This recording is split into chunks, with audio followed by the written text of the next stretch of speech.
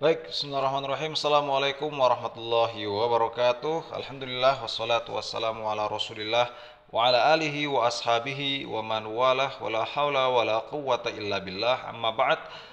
Anak-anakku sekalian, apa kabar semuanya? Semoga kita senantiasa diberikan rahmat, hidayah, taufik serta yang paling penting juga adalah kesehatan dari Allah Subhanahu wa taala sehingga kita bisa menjalankan aktivitas kita dengan baik tanpa suatu halangan apapun ya. Anakku sekalian yang dirahmati Allah, kali ini kita masih berbicara tentang karakteristik gerakan Muhammadiyah. Nah, akan tapi kita coba jelaskan secara lisan apa itu karakteristiknya dan apa saja atau bagaimana penjelasan tiap-tiap daripada karakteristik yang ada di dalam Muhammadiyah. Nah, kita coba ke yang pertama, yang menjadi karakteristik Muhammadiyah itu apa saja. Tapi sebelumnya kita perlu tahu bahwa karakteristik adalah dari karakter ya. Artinya karakternya Muhammadiyah itu apa saja. Atau stylenya Muhammadiyah itu seperti apa. Nah, di sini ada 4 setidaknya yang kemudian akan coba kita bahas ya. Yang pertama bahwa Muhammadiyah itu adalah gerakan Islam. Jadi karakter yang pertama, Muhammadiyah sebagai gerakan Islam. Maka karena ini adalah ruang lingkupnya gerakan Islam, maka kita pasti menggunakan kacamata Islam di dalam membahas bahwa Muhammadiyah adalah sebagai gerakan yang ada di dalam lingkungan Islam. Kemudian yang kedua, bahwa Muhammadiyah ini secara karakter berikutnya adalah sebagai gerakan dakwah amar ma'ruf nahi mungkar. Dia juga sebagai gerakan dakwah. Kemudian yang ketiga, Muhammadiyah sebagai gerakan tajdid, ya, sebagai gerakan pembaharu. Nah, kemudian yang keempat, Muhammadiyah sebagai gerakan nasional.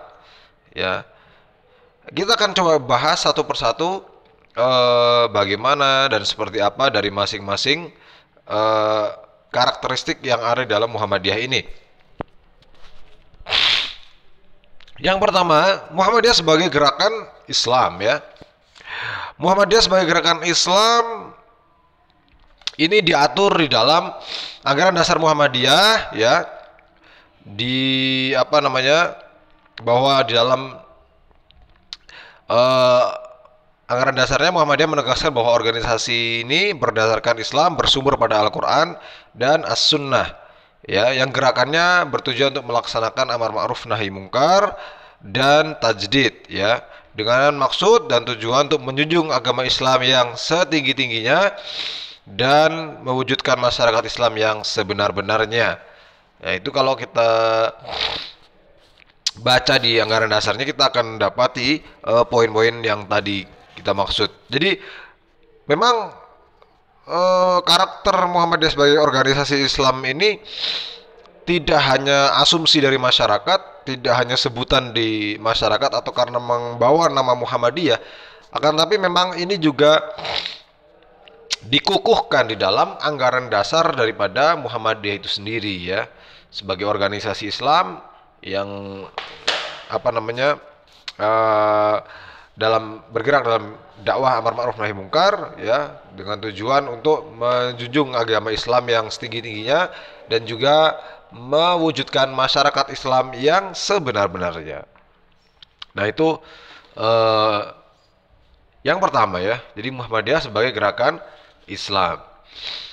Dan memang sejak lahir Muhammadiyah ini memerankan diri sebagai gerakan Islam. Makanya waktu itu Ahmad Dahlan di awal-awal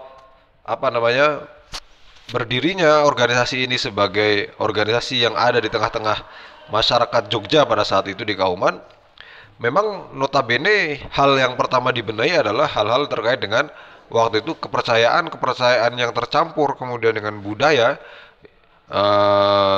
ataupun keyakinan di luar Islam pada saat itu.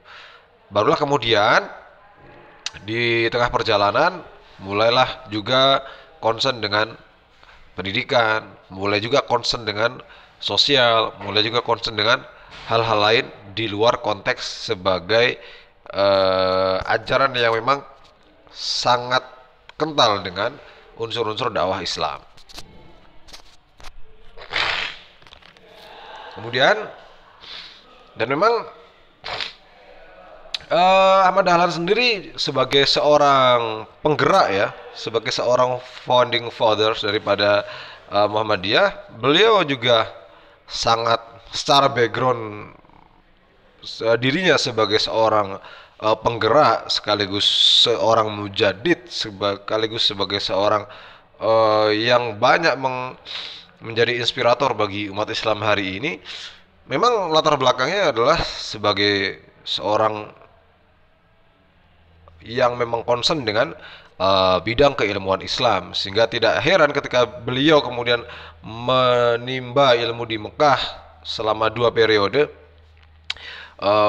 Yang ia pelajari adalah banyak dari kalangan ilmuwan-ilmuwan muslim ya, seperti yang sering kita kenal, diantaranya adalah Syekhul Islam Ibnu Taimiyah, Muhammad bin Abdul Wahhab, Muhammad Abduh, Jamaluddin Al-Afghani ya, kemudian Muhammad Rashid Ridho dan lain sebagainya ya, dimana di satu sisi ia banyak mengambil dari pemikir-pemikir Islam yang concern dengan bagaimana mengembalikan Islam ini kepada sumber aslinya, Al-Quran dan Sunnah ya, dengan berusaha memurnikan kembali ajaran Islam ini sehingga betul-betul seperti yang diajarkan oleh Nabi SAW. Namun di sisi yang lain, bahwa Ahmad Dahlan saat itu melihat bahwa sebagai gerakan Islam kita juga perlu melakukan modernisasi ya dalam banyak hal, sehingga dalam konteks ta'budiyah, dalam konteks ibadah dan akidah, Muhammadiyah mengembalikan itu kepada kemurnian, kepada apa yang diajarkan oleh Nabi SAW. Dan dalam konteks muamalah ataupun hal-hal keduniawian, maka Muhammadiyah berusaha untuk senantiasa selaras dan menyesuaikan dengan kebutuhan zaman, dengan kondisi zaman, sehingga perlu adanya modernisasi, dinamisasi dan lain sebagainya ya. Nah, itu sebagai karakter awal bahwa Muhammadiyah adalah sebagai gerakan Islam.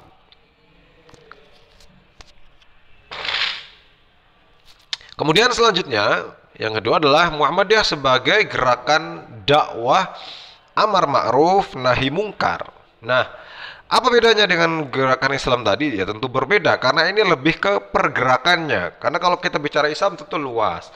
Nah, salah satu bagian daripada Islam ini adalah dakwahnya itu, ya kan? Nah, dakwah pun masih global begitu ya, sehingga ditambahi lagi dengan kalimat dakwah amar ma'ruf nahi mungkar. Karena kemudian amar ma'ruf nahi mungkar ini menjadi spirit daripada Kiai Haji Ahmad Dahlan, daripada surat Ali Imran yang sering kita baca ya, ayat 104, wal takum minkum ummatun yad'una ilal khair wa ya'muruna bil ma'ruf wa yanhauna 'anil munkar ya, di mana kemudian Allah Subhanahu wa taala berfirman, dan hendaklah di antara kalian segolongan umat, segolongan manusia ya, sekelompok orang yang apa? Ya'muruna bil ma'ruf ya, yad'una ilal khair ya, mereka yang senantiasa berdakwah kepada kebaikan, mengajak kepada kebaikan, mengajak kepada Islam ya. Tidak hanya mengajak kepada kebaikan, tapi juga wa ya'muruna bil ma'ruf wa yanhauna 'anil munkar. Mereka juga menegakkan amar ma'ruf nahi munkar. Apa itu amar ma'ruf nahi munkar? Amar ma'ruf ya artinya kita menyeru pada hal yang baik-baik, menyeru pada hal yang positif, yang benar ya. Ya, Islam itu sendiri salah satunya. Kemudian mencegah dari hal yang mungkar, artinya bagaimana kemudian kemungkaran yang banyak terjadi ini itu kita cegah ya kan. Makanya dalam Islam pun konsepnya kan, barang siapa melihat kemungkaran falyughayyirhu biyadi, maka hendaklah ia merubah dengan tangannya, kekuatan yang dia miliki. Kalau nggak bisa, fabilisani, maka dengan lisannya. Kalau nggak bisa juga, maka dengan hatinya ya. Sehingga ini menjadi karakter yang kedua, bahwa Muhammadiyah tidak hanya sebagai organisasi yang berdiri begitu saja, tapi dia juga sebagai organisasi yang concern dengan dakwah Islam, concern dengan bagaimana amar ma'ruf nahi mungkar ini bisa betul-betul dikawal dengan baik. Sehingga kita yang berada di dalam lingkaran Persyarikatan Muhammadiyah pun secara otomatis memiliki kewajiban dan tugas ataupun tanggung jawab yang sama untuk bagaimana kemudian kita senantiasa mengajak diri kita dan juga orang lain di sekitar kita untuk senantiasa menuju kepada kebaikan, dan selalu kita mengingatkan pada diri kita sendiri dan juga orang lain yang ada di sekitar kita untuk bagaimana kemudian meninggalkan suatu hal yang bersifat mungkar atau keburukan, ya. Nah, itu Muhammadiyah sebagai gerakan dakwah amar ma'ruf nahi munkar sebagai ciri ataupun karakteristik yang kedua, ya. Itu karakter yang kedua. Kemudian kita beranjak yang ketiga, ya. Nah, yang ketiga ini adalah Muhammadiyah sebagai gerakan tajdid, ya. Apa itu tajdid? Tajdid adalah pembaharu, ya. Nah, tajdid di sini bisa dimaknai seperti yang tadi sudah saya sempat singgung sedikit, bahwa kemudian ketika tajdid ini kita kontekskan ke dalam akidah, kita kontekskan dalam ibadah, maka tajdid di sini bermakna memurnikan, ya. Memurnikan. Ini sesuai dengan kemudian ada salah satu hadis Nabi SAW yang menyatakan bahwa akan ada setiap satu abad sekali, satu periode waktu sekali, ya, man yujaddidu dinahu, ada seorang yang kemudian, ya, memang Allah tugasi, memang Allah berikan dia kemampuan, kecerdasan, hikmah dan lain sebagainya, sehingga dia menjadi orang yang senantiasa menjaga Islam, ya, senantiasa memperbaharui Islam, ya, setiap kurun waktu tertentu. Maksudnya memperbarui apa? Mengembalikan kepada Al-Quran dan hadis, memurnikan Islam kepada ajaran yang betul-betul diajarkan oleh Nabi Muhammad SAW. Karena memang seiring berjalannya waktu, kadang-kadang Islam ini bertemu dengan budaya, bertemu dengan agama lain, sehingga sering sekali terjadi di masyarakat itu suatu proses akulturasi budaya dan agama, percampuran antara agama dan budaya, sehingga kadang-kadang umat Islam ini meyakini apa yang menjadi keyakinan orang lain. Kadang orang Islam ini melakukan apa yang justru itu menjadi praktek ibadah orang lain atau kepercayaan lain. Dan tentu ini harus ditajdid, dimurnikan kembali, dikembalikan kepada Al-Quran dan As-Sunnah dan bagaimana Nabi SAW mengajarkan yang sesungguhnya. Akan tapi kemudian tajdid dalam makna di kehidupan sehari-hari, di luar konteks akidah, di luar konteks ibadah, maka tajdid ini adalah bisa kita maknai sebagai modernisasi.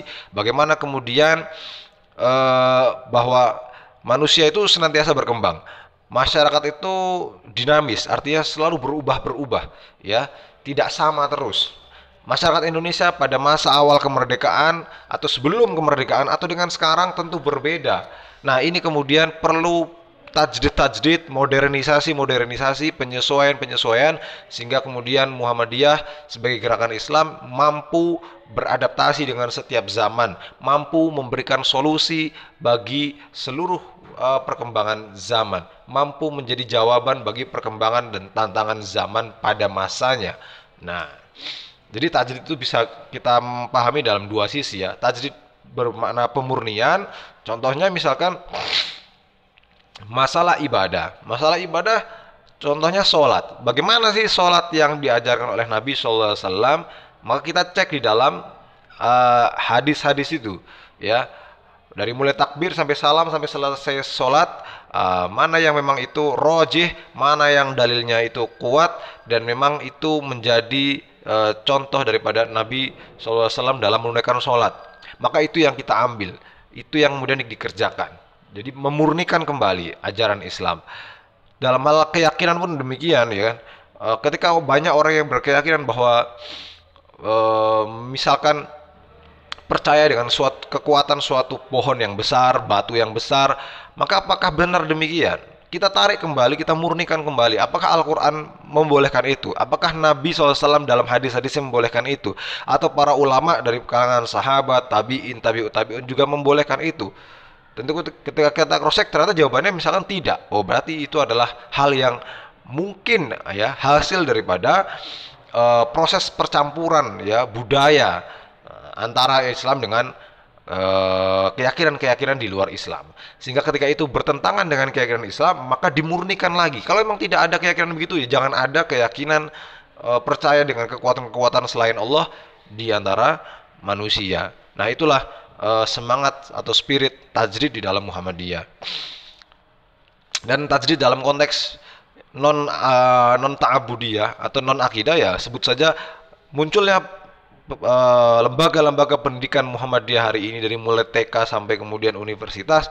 Tentu ini adalah bagian daripada modernisasi, menjawab kebutuhan zaman dan tantangan zaman yang dulu mungkin orang tidak butuh sekolah, tidak butuh papan tulis dan lain sebagainya, tapi kemudian Ahmad Dahlan membuat sekolah dengan standar yang cukup menggebrak dan cukup keluar daripada sekat-sekat pakem pada saat itu, ya, karena saat itu orang lebih familiar untuk di Nusantara ini pembelajaran dengan cara sorogan di musola-musola, di langgar-langgar begitu. Kemudian Ahmad Dahlan membuat suatu sekolah yang mengadopsi waktu itu dari sekolah milik Belanda yang notabene ini untuk kebutuhan modernisasi, dan itu tidak masalah selama itu bukan dalam hal ibadah dan bukan dalam hal akidah. Maka Muhammadiyah saat itu menjadi penggebrak dalam modernisasi di dalam bidang pendidikan. Nah, ini adalah sedikit contoh bahwa Muhammadiyah salah satu karakteristiknya adalah ia sebagai gerakan tajdid, ya, gerakan membaharu dalam pemaknaan yang sifatnya memurnikan atau dalam pemaknaan tajdid dalam arti modernisasi, ya. Bisa dipahami ya sampai sini, ya. Lalu kemudian karakter yang berikutnya adalah Muhammadiyah sebagai gerakan nasional, ya. Muhammadiyah sebagai gerakan nasional ini artinya bahwa kemudian dari awal berdirinya Muhammadiyah pada zaman 1912, di mana saat itu masih kita kental dengan suasana kolonialisme VOC dan Belanda saat itu, yang kemudian Ahmad Dahlan ini tentu dalam mendirikan Muhammadiyah tidak hanya sekedar ingin mendirikan organisasi Islam begitu saja, tapi pasti ada cita-cita yang jauh di sana, bahwa kemudian ketika Muhammadiyah ini berdiri, lalu kemudian Muhammadiyah ini mendirikan banyak lembaga-lembaga pendidikan, maka akan banyak orang yang tercerdaskan. Ketika banyak orang yang tercerdaskan, maka semakin banyak orang yang mau berpikir kritis dan mau cepat menyelesaikan Indonesia dari penjajahan Belanda, ya. Dan terbukti setelah itu banyak kemudian organisasi-organisasi Islam yang berdiri juga, ya. Berdiri 2 tahun setelahnya ada Al-Irsyad, berdiri sekitar 6 tahun setelahnya ada Persatuan Islam, dan kemudian berdiri setelah 14 tahun setelah itu ada Nahdlatul Ulama dan lain sebagainya, yang kemudian puncaknya pada tahun 45 bangsa Indonesia memiliki kesadaran untuk bersama-sama mengikrarkan diri sebagai negara yang merdeka, sebagai bangsa yang lepas dari segala bentuk penjajahan. Nah, tentu ini adalah bagian daripada peran di kancah nasional waktu sebelum kemerdekaan. Lalu pasca kemerdekaan, bagaimana kemudian Muhammadiyah atau proses kemerdekaan, Muhammadiyah juga ikut merumuskan, ya, persiapan kemerdekaan dan lain sebagainya. Setelah Indonesia merdeka, bagaimana kemudian Muhammadiyah juga turut andil dalam pendidikan, dalam kesehatan, dalam sosial, bahkan dalam politik saat itu ketika Muhammadiyah secara organisasi belum menarik diri dari politik, ya. Sehingga banyak hal, bahkan sampai hari ini, ya kan, dari sekian ribu lembaga pendidikan Muhammadiyah tentu sudah banyak memberikan sumbangsih secara nasional kepada dari alumni-alumni ataupun lulusan-lulusan yang ada di dalamnya. Dari sekian banyak rumah sakit ataupun lembaga sosial Muhammadiyah sampai hari ini tentu sangat banyak andil bagi kepentingan nasional daripada adanya Perserikatan Muhammadiyah di konteks itu.